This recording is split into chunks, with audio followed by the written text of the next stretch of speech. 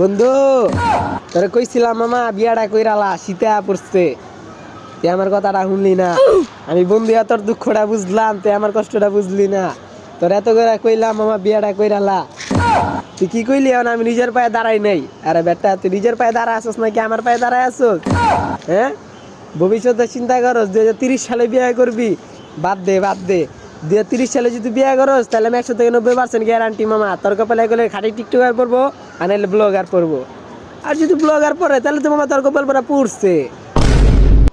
তাহলে মনে কর কি হইব, ইউটিউবে ঢুকে মনে কর লাইভে মনে কর যাইবো, হ্যালো গাইস আমার জামাই পারতাছে না, হাঁপায় গেছে গা, এখন কি করবেন? কারণ আপনারা কইয়া দেন আমি কি করতে পারি। কারণ আমরা আর কি করবো, লাইভে ঢুকে বয়ে থাকবো আগে থেকেই, জাঙ্গো ভাবি লাইভ ছাড়ছে লাইভ দেখবো।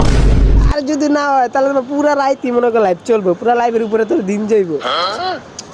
ভালো মামা ভালো, বিয়াটা মনে কর কইরালা 2030 সালের কথা বাদ দে। আর তোর যদি করস তাহলে আমি কি থেকে কি হইব তুই মামা নিজেও কইতে পারবি না। আলু ভর্তা তুমি এখন লাইন দা মনে কর আধা ঘন্টা 1 ঘন্টা পরে খাইবা, ওই আলু ভর্তা কি ভালো থাকবো? হ্যাঁ, তোর কপালে যে কি পড়বো জানস না, 1 নাম্বার খাটি খাওয়া মাল পড়বো মামা।